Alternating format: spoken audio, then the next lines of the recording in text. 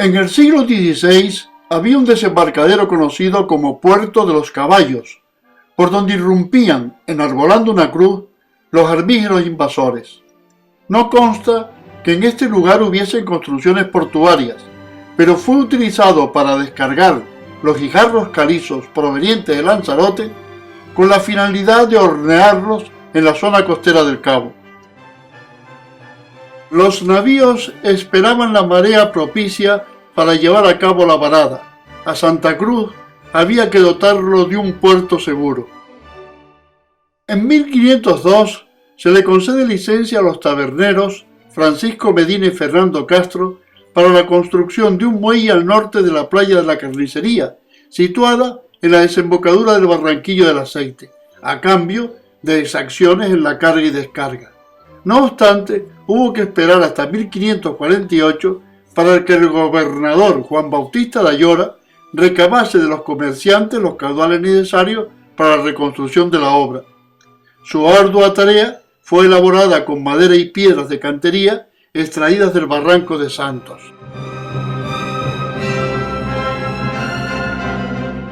Pero ni la ubicación ni la obra solucionaron el problema, pues los trabajos que se efectuaban en un año se destruían al siguiente debido a que los embates de las olas desprendían los tablones allí hincados. Aunque su reparación se acordó en octubre de 1551, en julio de 1552, por la misma causa, la débil construcción volvió a sufrir serios desperfectos. Todos estos avatares obligaron a que durante un siglo las maniobras portuarias se realizaran por la caleta de Blas Díaz, denominada así por haber construido el citado señor una nao de 250 toneladas en el año 1546. La caleta estaba ubicada al costado sur del castillo de San Cristóbal, resguardada de las borrascas por sus laterales. Estaba dotada de playa con capacidad reducida y de una rampa para varar los barcos. Su situación en la zona norte de la Casa de la Aduana facilitaba el desembarque de pasajeros y mercancías. Su escaso fondo precisaba que periódicamente se le practicase un costoso dragado originado por las avenidas del Barranquillo del Aceite y los deslastres incontrolados de los navíos, lo que les impedía realizar la ciaboga.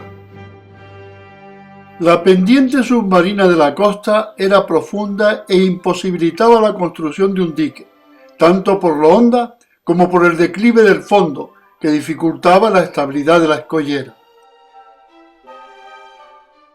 El 23 de febrero de 1749, el comandante general de Canarias, Juan de Urbina, reunió en su residencia a los principales comerciantes de Santa Cruz con la finalidad de impulsar los trabajos del nuevo muelle. La única discrepancia de la Junta Mercantil fue el lugar de su ubicación, antagonismo que quedó resuelto al prevalecer la opción del ingeniero Larriviere, que en 1740 proyectó la nueva construcción no realizada junto a la laja del castillo de San Cristóbal. En 1750 se le encarga la obra a los ingenieros militares Francisco Lapierre y Manuel Hernández.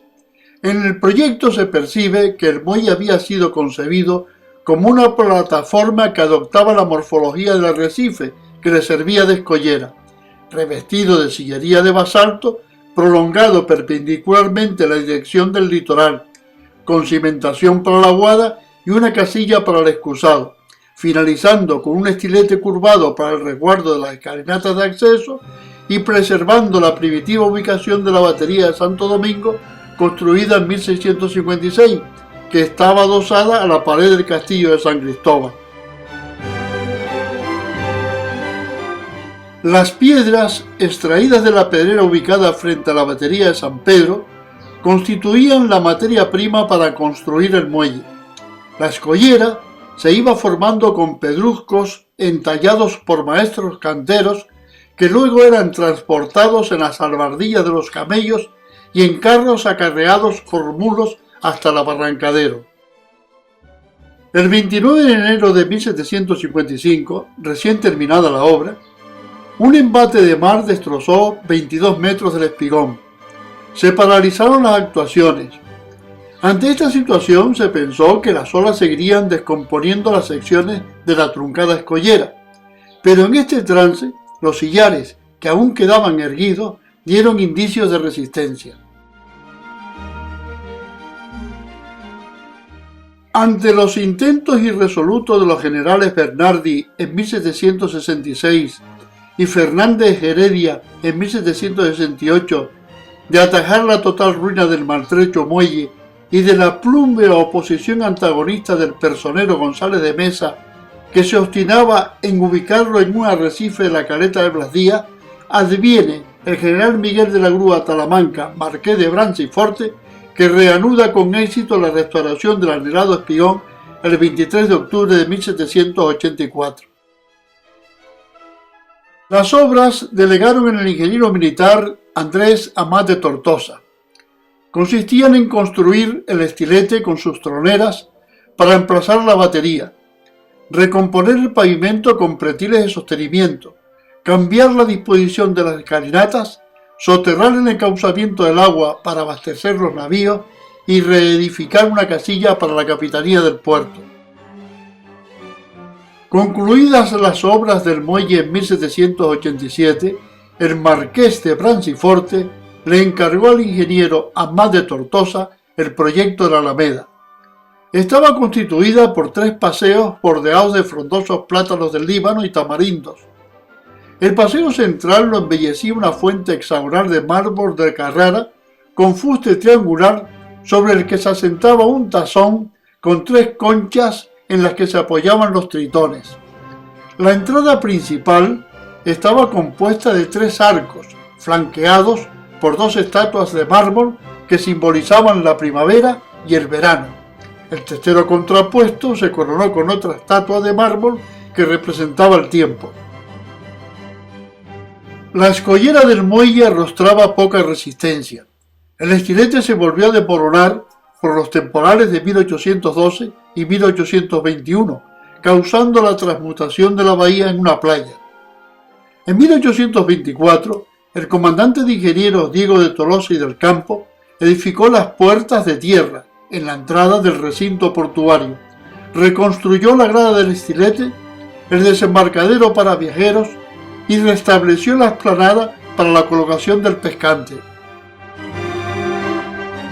Debido al destrozo de los caños de madera por el temporal de 1812, se colocó una pila junto al muro del castillo de San Cristóbal para abastecer de agua a los navíos. En 1844 comenzó a suministrarse desde la fuente de Isabel II, construida por Pedro Mafiote. En 1856, Juan Cumella fue autorizado a fabricar un depósito en la trasera de la fuente para canalizar el agua hasta el muelle.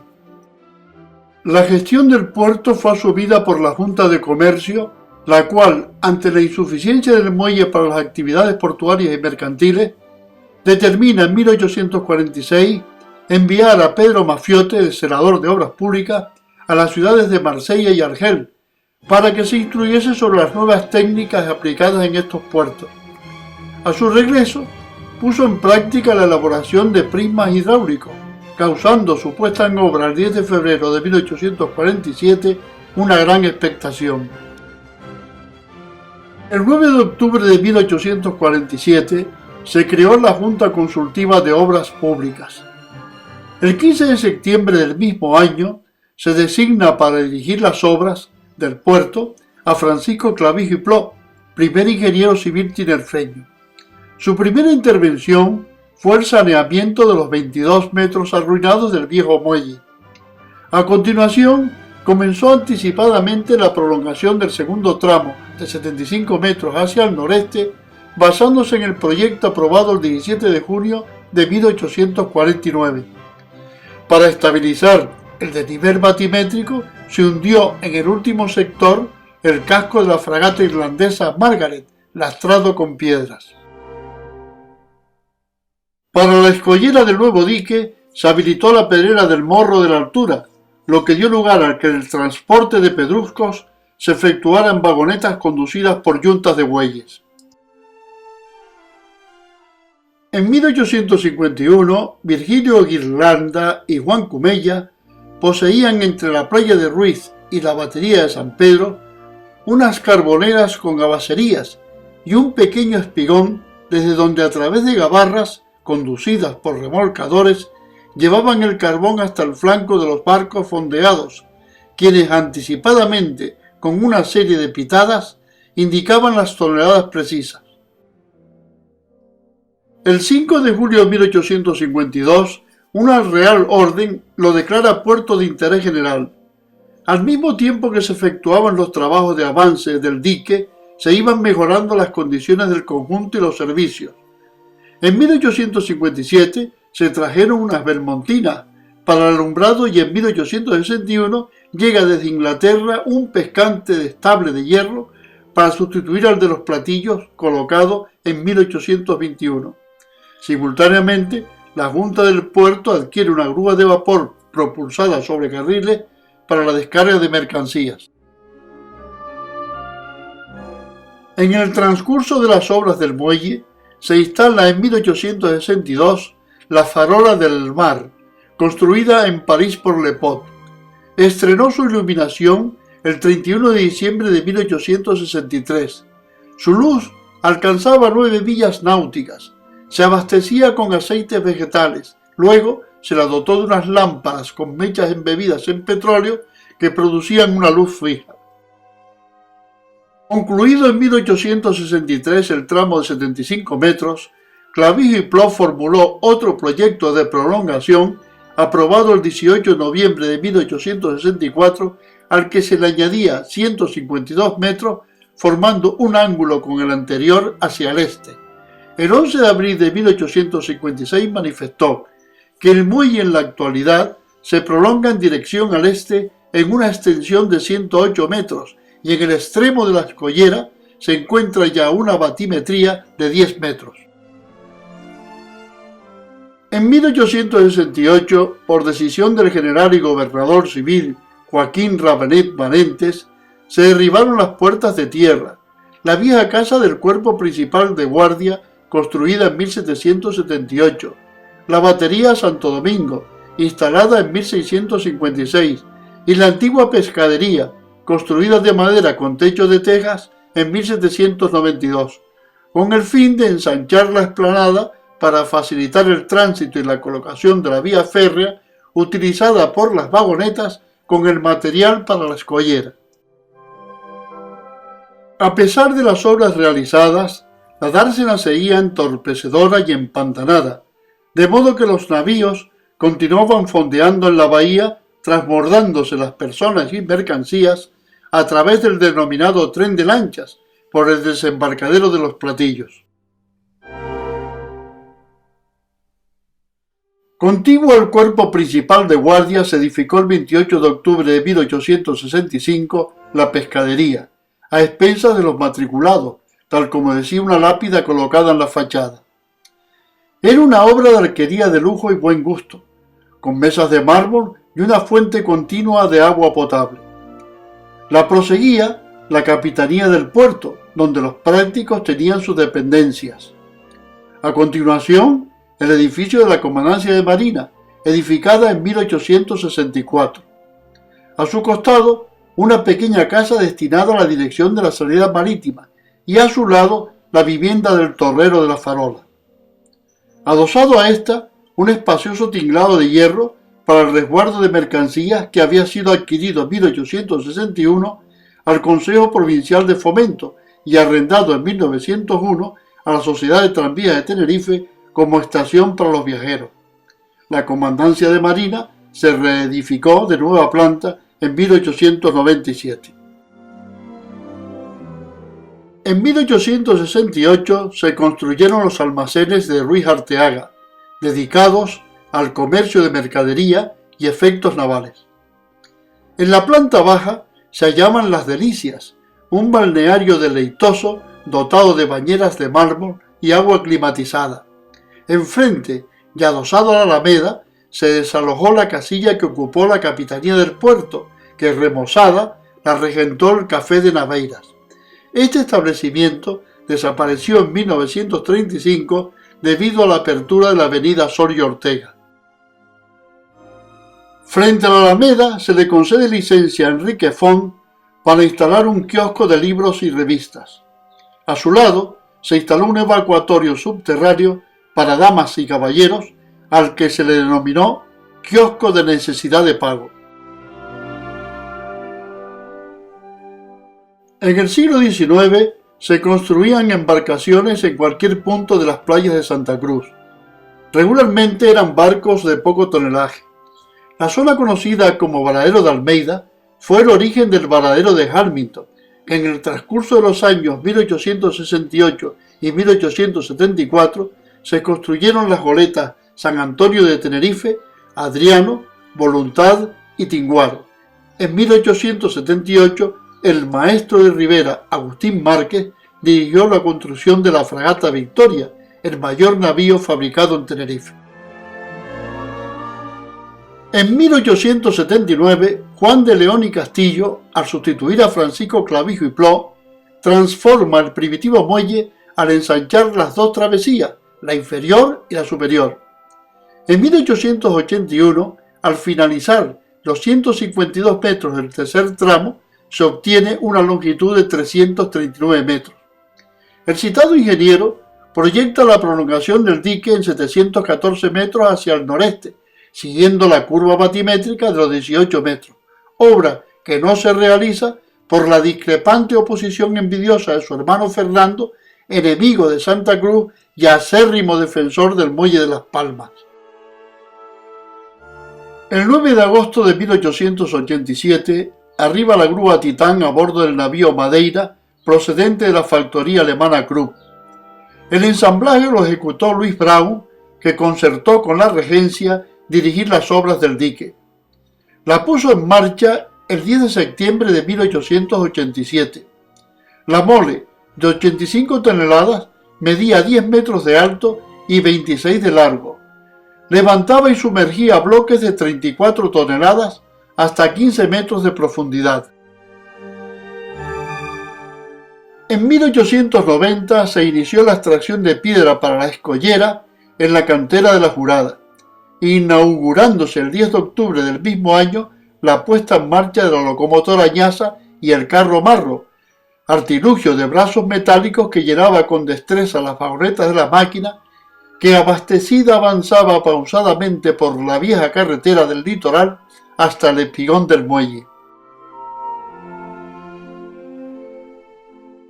El 12 de diciembre de 1893, el ingeniero Eugenio Suárez Galván realiza el proyecto de la cuarta alineación del muelle, prolongándolo en 546 metros, abandonando la curva batimétrica de 18 metros y acercándose a la de 25 metros, logrando una bahía más resguardada de la borrasca que transformaba las peculiaridades del primitivo trazado. Esta iniciativa favoreció considerablemente el atraque de los navíos.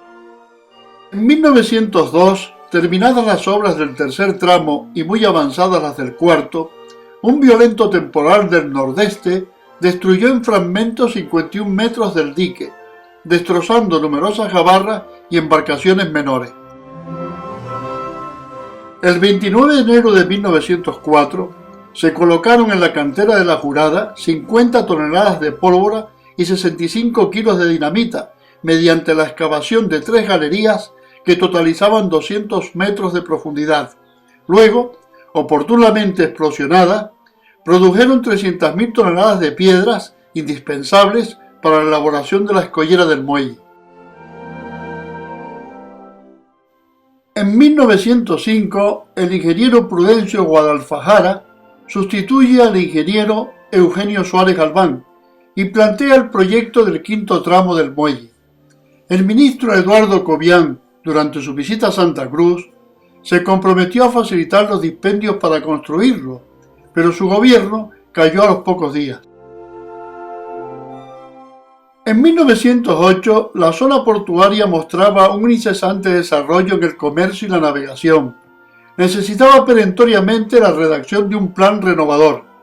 En este mismo año, Pedro Matos Maciú releva a Prudencio Guadalfajara. Reconstruye los daños ocasionados en el cuarto tramo por el temporal de 1902 y en 1918 redacta un proyecto del quinto tramo de 714 metros de largo con una deriva de 15 grados al este, ahondando en una curva batimétrica entre los 40 y los 50 metros.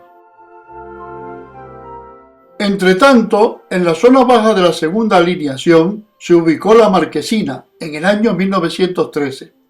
Fue proyectada por el arquitecto Antonio Pintor y forjada en los talleres Juan Miró de Sevilla. La Marquesina fue durante años el centro de las actividades mercantiles del puerto y núcleo de reunión de personas allegadas al mundo marino.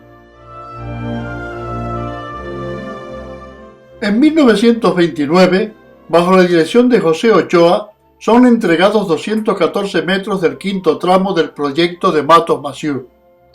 En el mismo año, se inicia la prolongación de los 500 metros restantes, que se termina en 1947 bajo la dirección de Miguel Pintor González, que a continuación los resalza añadiéndole 91 metros. La quinta alineación queda terminada con una longitud de 805 metros, que unida a las secciones anteriores totalizan 1.598 metros.